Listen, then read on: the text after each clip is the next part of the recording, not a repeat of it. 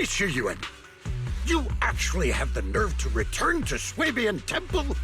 Aren't you ashamed of yourself? It's you ought to feel ashamed. Shuyan, what's that supposed to mean? Exactly what it sounds like. You searched all over New Eridu for innocent children and brought them to Yunkuei Summit as disciples. But they were really just sacrifices for the Qingming sword. Shouldn't Yunkuei Summit be ashamed of itself? What are you talking about? You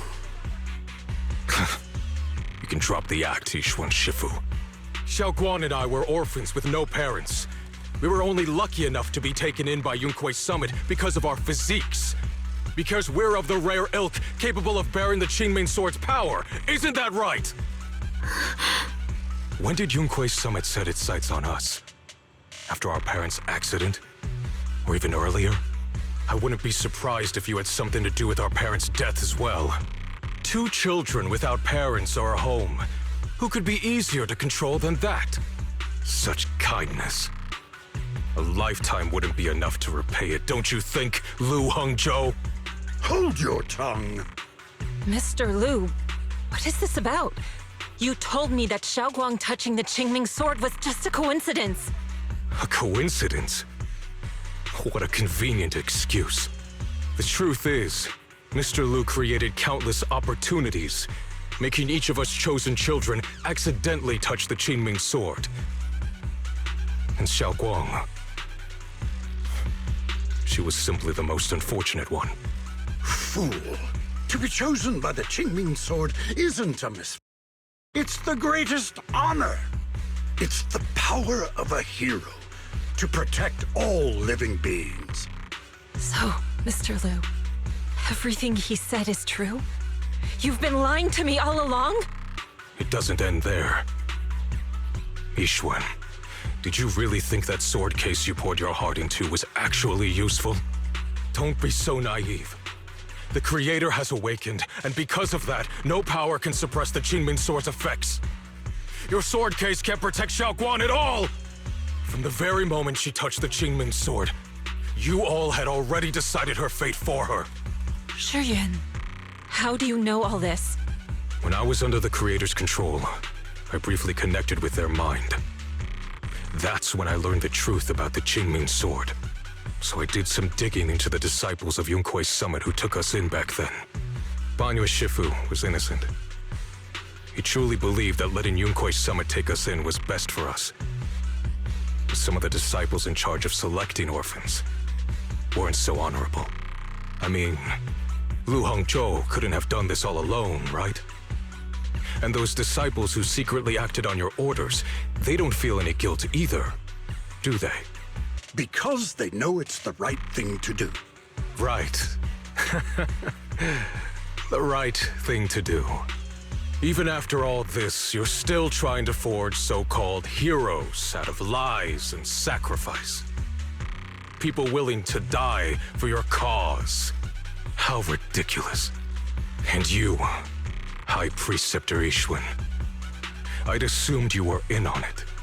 But from the looks of it, you were completely unaware. Are you so busy as High Preceptor that you're too occupied to notice your disciples suffering? Or is it because you only ever think about your sister, and the lives of everyone else mean nothing to you? Shuyan. Now you know the truth, Xiaoguang.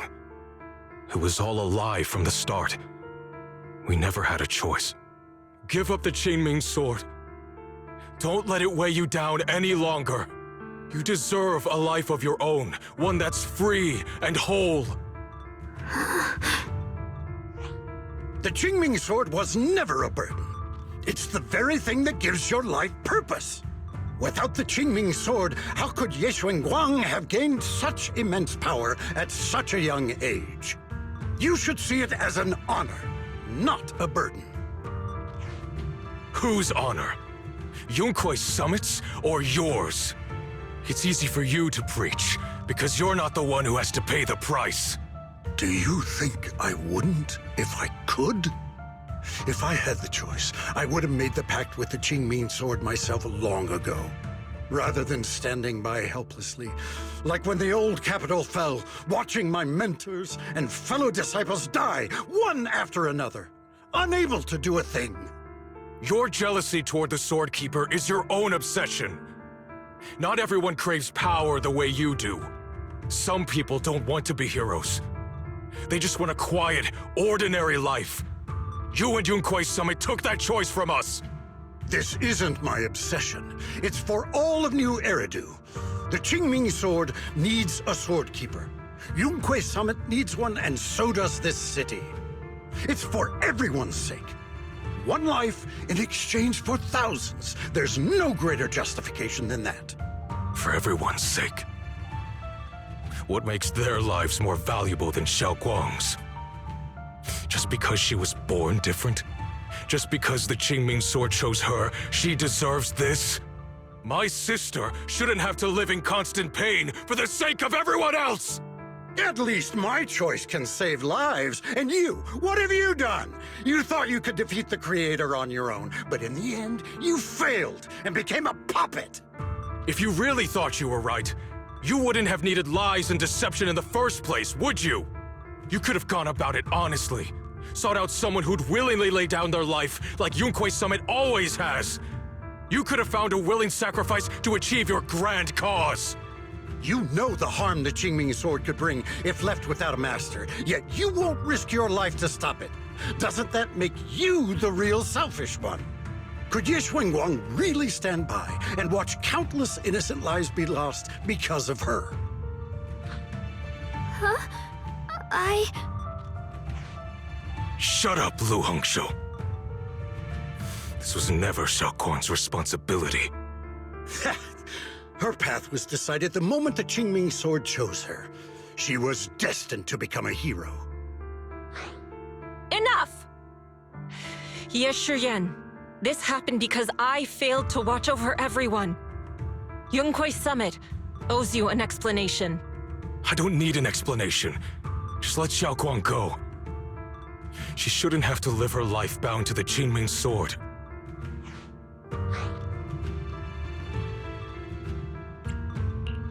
Sorry, everyone. But maybe we should hear what Xiao Guang has to say first. It's her life. We don't have the right to decide for her. Thanks for speaking up for me, Junior. Mr. Liu, I just have one question. Was what happened to my parents back then really connected to Yunquei Summit? No. I did keep the Qingming sword's cost a secret, but I'd never go as far as to do something like that. I didn't learn about your special constitutions until after your parents were gone. I get it now. Everyone, I'm sorry. I'll discuss what to do next with my brother. Xiao Guang, are you all right? I'm sorry, it's all my fault. I'm fine, Shifu. I understand both my brother's fears and Mr. Liu's reasoning. I've already made my decision.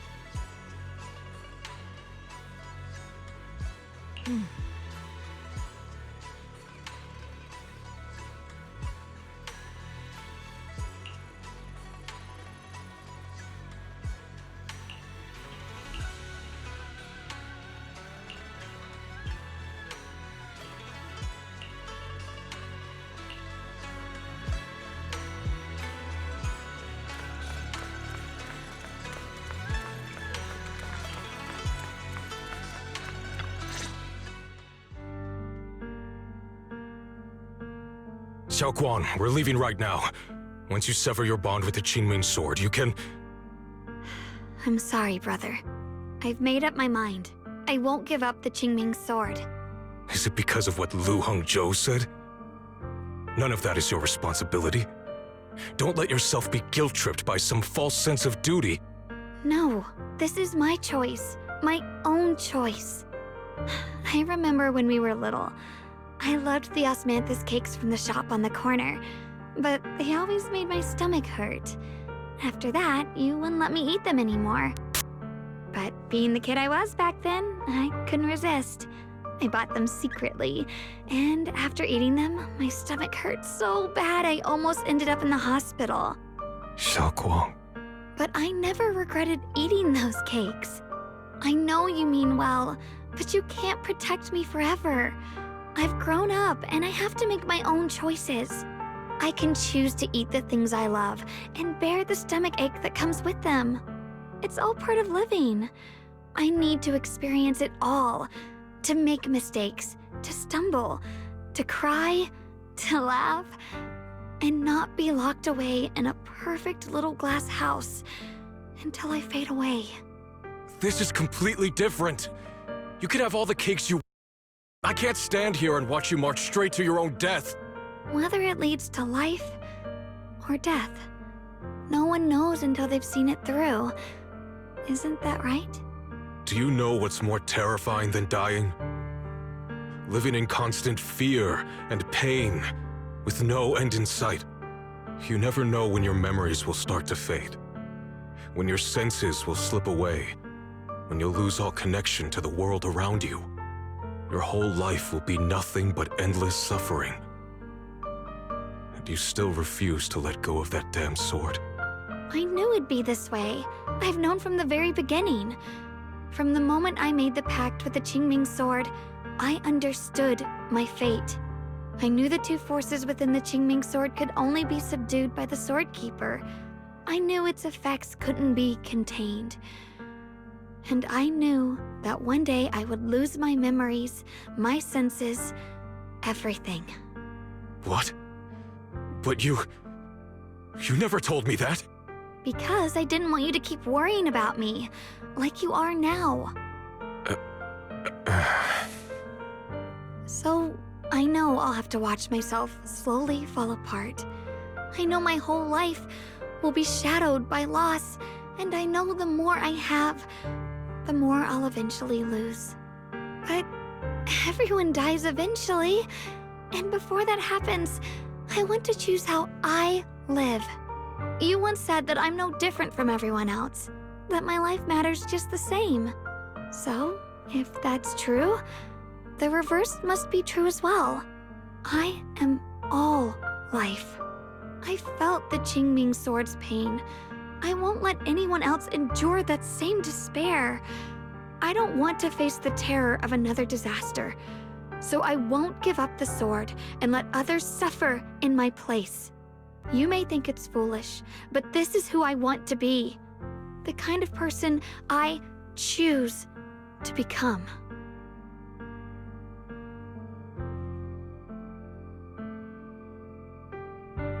I'm only human. I'll always care more about my own sister than people I don't know. I can't and won't carry the weight of all living beings. If this is really what you want, I'll respect your choice. But I'll never give up. I'll find a way to save you, no matter what. Then can you promise me one thing?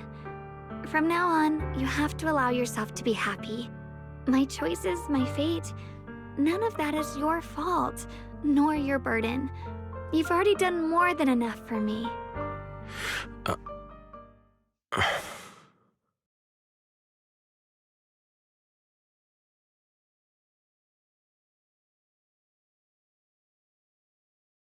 Sorry you had to listen to us argue for so long, Junior.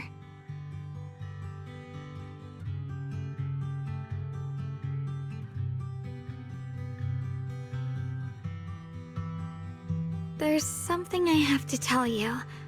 The truth is, this isn't the first time we've met. I used to think I'd keep this secret forever, but lately, I've realized that if I don't tell you, I'll regret it for the rest of my life. When I was a child, right after I gained the Qingming sword's power and learned what my fate would be, I was alone in Phylum Heights that night, holding the music box my mother had given me. When I was little, my family would hum along to its tune together. But for some reason, that day, the music box suddenly broke. No matter how I tried, it wouldn't play anymore. Just like how my parents would never come back. At that moment, I felt like I was broken too. The same as the music box. I couldn't hold back my tears. Then you appeared. You fixed my music box and bought me some osmanthus candy from Good Goods. That's how I came to love the taste of osmanthus. I asked you at that moment, if you knew that the road ahead led straight into an abyss, would you still take that step forward? And then you told me that if I quit before I even began, there would be no way forward, and that the abyss I feared might not be as terrifying as I thought. But that was so long ago. I'm sure you've forgotten by now. I thought it was just a dream. So we really did meet? Still, something felt off. Yes, we've met before. Maybe that brief meeting didn't mean much to you, but to me, it was like sunlight breaking into a cold, dark room. Your words kept me going through the long darkness. Perhaps it wasn't just your words. It was the sense of peace you gave me. It made me feel like I could find the strength to face whatever lies ahead.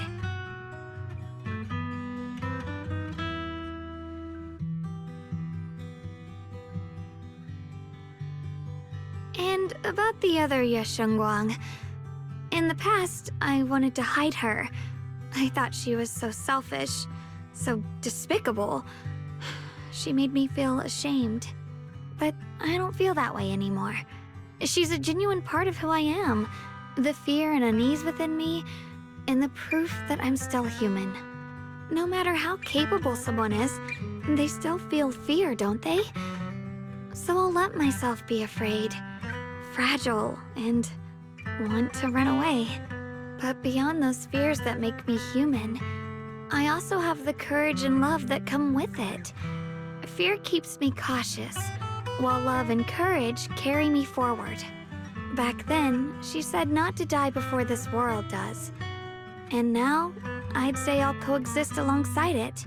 At first, I only entered Limnian Hollow on Xiao Zhao's advice to look for my brother. But deep down, it was out of guilt. I didn't want to keep being the one everyone had to protect. Later, when I first saw the Hollow expand and chaos engulfed Phylum Heights, I chose to enter it out of duty. As the Qingming sword's keeper, I was the only one who could do it, so I had no choice. But now, from this moment on, I choose to accept the Qingming sword and become the sword keeper, not out of guilt or out of duty. I didn't submit to this fate. After seeing every possible path, I chose it because I want to make a difference in the world and for myself. And also, I want to do something for you. It might sound strange, but Junior, you really are someone very, very special to me. You're so effortlessly gentle, yet so dependable, as though you can take in all my pain and anxiety.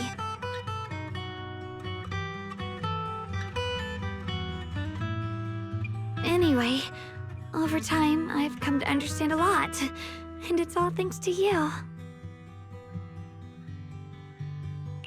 I'll always be there to support you, Xiaoguang. I can't make decisions for you, but no matter what happens, I'll be there to catch you. Oh, it's getting pretty late. Sorry for taking up so much of your time. Well, good night, Junior. I hope we both get a good night's sleep.